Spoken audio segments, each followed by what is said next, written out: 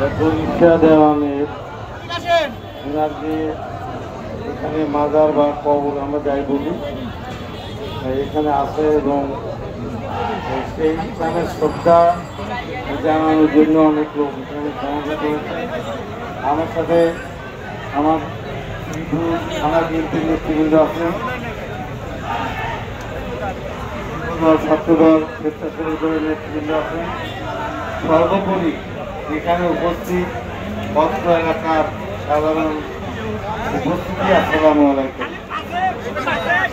আসলে আমার মনে আছে ছোটবেলা আমি আজকে আসার সময় যশোর যে পরীক্ষা দেওয়ার নাই জোগাড় করা ছিল ওইখানেই আসলাম। অপেক্ষা করবে না। আর আমার এটা ব্যর্থতা হতে পারে এখানে পরীক্ষা দেওয়ার মাজার বা ওনার কবরস্থান আছেন এটা আমি আসলে জানতাম না। এই শিল্পে আমাদের নেতাদের বলতে আজকে এখানে অনেক লোক সমাগম হয়। সামনে যে ডিস্টার্ব করেন দেখার জন্য জানার জন্য আসলাম। আসলে বাংলা অনেক জায়গায় অনেক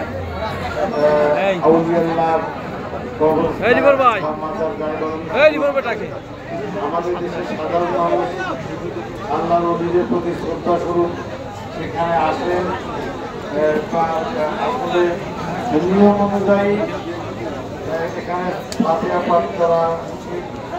আল্লাহর কাছে এবং এলাকাবাসীর দেশবাসীর মঙ্গলের জন্য প্রার্থনা করা উচিত।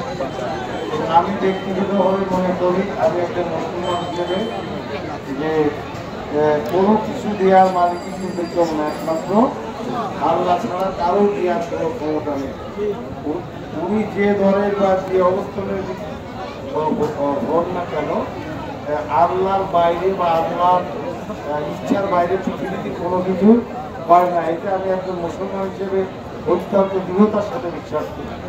তবে হ্যাঁ, যারা আল্লাহর ওলি, যারা তাদের সাথে আল্লাহ সম্পর্ক ভালো থাকে তাদের দুয়ায় অনেক সময় আল্লাহ সেই দোয়া কবুল করেন এবং তাদের দুয়ায় অনেকে ভালো মন্দ বিষয়টি একেবারেই অযৌক্তিক কিছু না।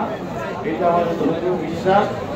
আমি মনে করি এখানে যারা আমরা আসছে আমি পরবর্তীকালে এইখানকার অবস্থান সম্পর্কে বা এখানে কী ধরনের কী করা হয় আসলে কিছুই জানি না। আমি পরবর্তীতে এখানে যারা খাদের হিসেবে নিয়োজিত আছেন বা এলাকাবাসী সকলের সাথে কথা বলতে ইনশাআল্লাহ। আর এই সামনে আপনারা জানেন দেশ একটি ক্রান্তিকালীন সময় অতিবাহিত করছে। গত 5ই আগস্ট একটি স্বৈরাচারী সরকারের পতন হওয়ার পর প্রায় 1 বছর চলে গেছে।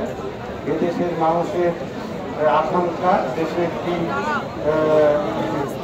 নিরপেক্ষ একটি নির্বাচন হোক এবং সেই নির্বাচনের মাধ্যমে দেশের রাষ্ট্রীয় ব্যবস্থার পরিবর্তন হোক। আপনারা জানেন আমরা একটি দল করি, আমাদের দলীয় প্রধান আমাদের নেতা আমাদের ভারপ্রাপ্ত চেয়ারম্যান জনাব তারেক রহমান সাহেবের নেতৃত্বে আমরা বিগত 17 বছর সেই আন্দোলনের সাথেই জড়িত ছিলাম। আমাদের একটি দাবি ছিল একটি নিরপেক্ষ নির্বাচন করতে হবে। আপনারা জানেন গত 17 বছর একটি সরকার কোনোরকম কোনো নিরপেক্ষ নির্বাচনের ব্যবস্থা করে নাই। আমরা আশা করি যে এই 5ই আগস্টের পরে পরিবর্তিত পরিস্থিতির উপরে পরবর্তীতে কিছু সামঞ্জস্যসহ সরকারের একটি বিশেষ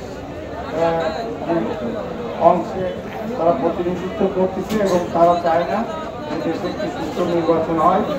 আমি এই প্রিয় দরবারে আমার একজন এইটা আপনারা যেন সবাই বলবো আসলে আমরা সংগঠিতভাবে আল্লাহ প্রার্থনা করি আল্লাহ যেন আমাদের দলীয় নেত্রী দেশ নেত্রী বেগম খালেদা জিয়াকে সুস্থ রাখেন। প্রতি সপ্তাহে যাতে আমাদের নেতা জনাব তারেক রহমান সাহেব আমাদের মাঝে ফিরে আসেন এবং দেশে তার নেতৃত্বে আমরা একটি নির্বাচনে একটি সুস্থ নির্বাচনে অংশগ্রহণ করতে পারি এবং সেই নির্বাচনের ফলাফল নিরপেক্ষ নির্বাচনের ফলাফল যাই আমরা সেটা মেনে নেব। আশা করি ইনশাআল্লাহ পরিবর্তিত পরিস্থিতিতে আজকে দেশের সার্বিক পরিস্থিতিতে আমরা মনে করি যে এদেশের রাষ্ট্রীয় ক্ষমতার ভার আল্লাহ যেন আমাদের নেতা যেন তারেক রহমান সাহেবের উপর অর্পণ করেন এবং তার নেতৃত্বে যেন দেশ আস্তে আস্তে উন্নয়নের দিকে যায় এই আশাবাদ ব্যক্ত করে আপনাদের সবার সুস্বাস্থ্য এবং মঙ্গল কামনা করে আমার বক্তব্য শেষ করছি। আসসালামু আলাইকুম।